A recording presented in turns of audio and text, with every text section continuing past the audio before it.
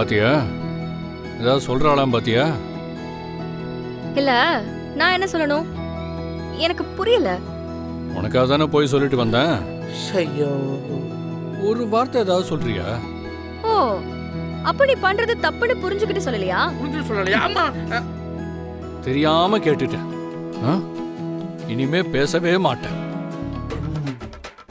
அப்பா, உங்க 2 பேரும் மாட்டிக்கிட்டா எனக்கு தான் பிரச்சனை. நான் கிளம்புறேன். பாண்டி, ஒரு நிமிஷம்.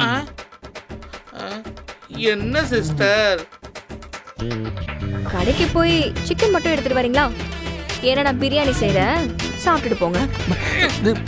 பிரியாணியா? இப்ப எது சிஸ்டர் செய்ய போறீங்க பிரியாணி? நான் சந்தோஷமா இருந்தா பிரியாணி செய்வேன். அதுக்குதான். ஓ, மாப்பிள்ள பிரி. டேய், எதுக்கு அப்படி நடிச்சுக்கிட்டு இருக்க? சிக்கன் பிரியாணி முன்னாடி நீ சாப்பிட்டதே இல்லையா? அவன் எனக்கா சமைக்கிறாடா.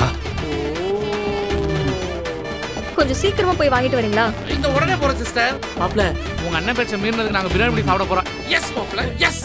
தல்றா, நான் போய் சிக்கன் வாங்கிட்டு வரேன்.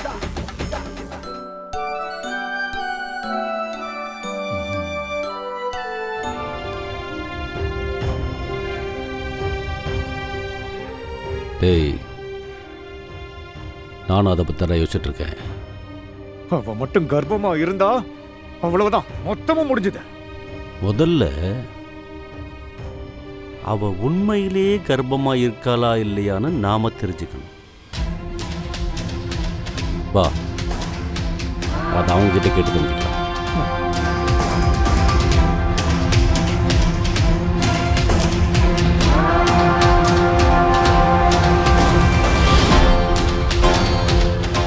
டேய் கர்ணா,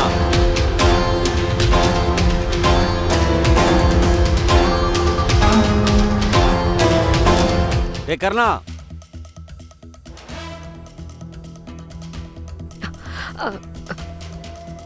தல, கொஞ்சம் தள்ளு, தள்ளி உட்காரு. எங்க போற? உட்காரு. கால மேல வை. இந்தா, ஒழுங்கா போர்வையை போட்டுக்கிட்டு ஆவி பிடி. போட்டுக்க. இந்தா. ஏய், என்ன பண்ற?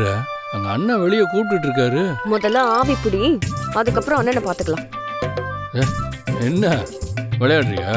எனக்கு சாதாரண தும்மல் தான் வந்தது. இந்த மாதிரி ஆவி பிடிக்கிற அளவுக்குலாம் ஒண்ணுமே இல்லை. ஏன்? அவ சொன்னாதான் ஆவி பிடிப்பியா? நான் சொன்ன பிடிக்க மாட்டியா? அவளை பத்தி சும்மா பேசிட்டே இருக்காது, டென்ஷன் ஆகுது. இப்போ ஒழுங்கு மரியாதையா ஆவி பிடி, அதுக்கப்புறம் பாத்துக்கலாம் உங்க அண்ணனை. அண்ணே, பாத்தீங்களாண்ணே, உள்ளதானே இருக்கான். பதில் ஏதாவது சொல்றானா பாத்தீங்களா? இவனா? டேய் கர்ணா. ஏய், அண்ணன் டென்ஷன் ஆயிடுவாரு, சொன்னா கேளு. இப்ப மட்டும் நீ வெளியில போன, நான் அதை விட டென்ஷன் ஆயிருவேன். ஏய் குறி, கத்தியெல்லாம் காட்டி மிரட்டுற. பேசாம இருக்கணும். ஆவி பிடி. அண்ணே, நம்ம போறத தின்னு வளர்ந்த நாய் நாம. அண்ணே, என்ன இதெல்லாம்? நீ என்ன யோசிக்கிற? அங்கே 4 அறை விட்டுருக்கலாம்ல. டேய், இந்துவை அடிச்சோ கர்ணாவை காயப்படுத்தியோ கஷ்டப்படுத்துறதெல்லாம் கோலைங்க பண்றதுடா.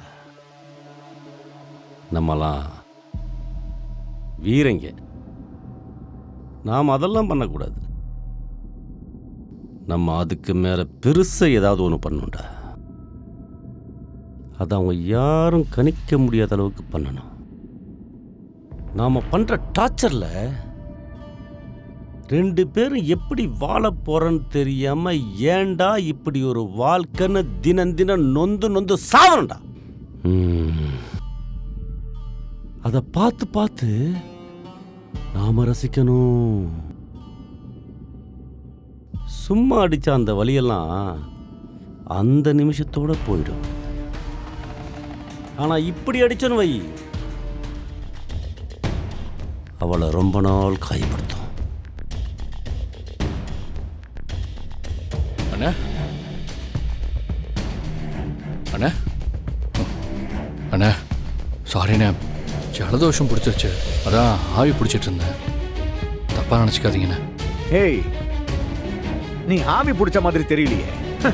அவ காலை பிடிச்ச மாதிரி தானே தெரியுது. டேய்,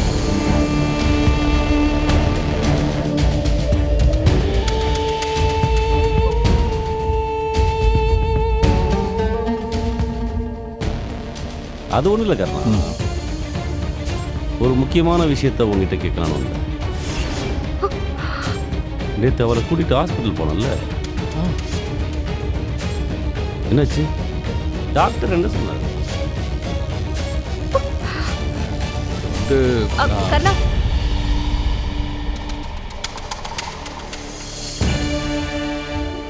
நாளைக்கு தான் ரிப்போர்ட் வரும்னு டாக்டர் சொல்லியிருக்காங்க. ஆனா எனக்கு இன்னும் அந்த வாமிட் நிக்கல. நீ ஜெயந்தி அக்கா கிட்ட கேட்டு ஒரு டேப்லெட் வாங்கிட்டு வரியா?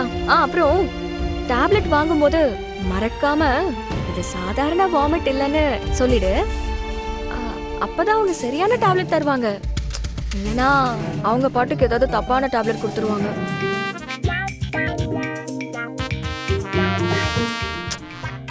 அந்த காலத்துலலாம் எப்படிதான் 7 பிள்ளைங்களெல்லாம் பெத்து வளர்த்தாங்களோ. நம்ம மொத பிள்ளைக்கே இவ்ளோ வாந்தி வருது. ஷோ, தலையில வர சுத்துது. சரி, நீ போய் வாங்கிட்டு வா.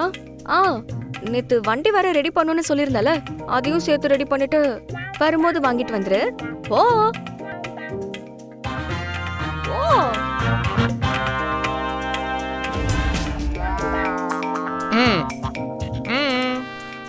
துறக்க வரலடா.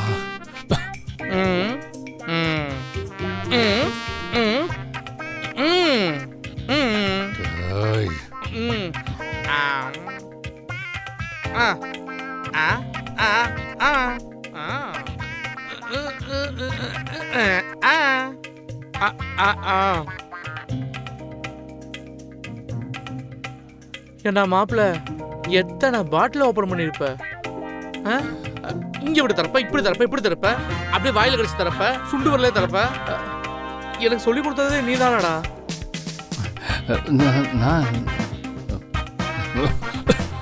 எல்லாத்தையும் மறந்து போயிட்டியா? தண்ணி பாட்டில் திறப்பான சிஸ்டர், அதை சொல்லிட்டு இருக்கேன். அது ஒன்றும் இல்லை, மெக்கானிக் ஷெட்டில் பாட்டிலாம் ஓப்பன் பண்ணி கொடுப்பாங்க, அதைத்தான் சொல்கிறேன்.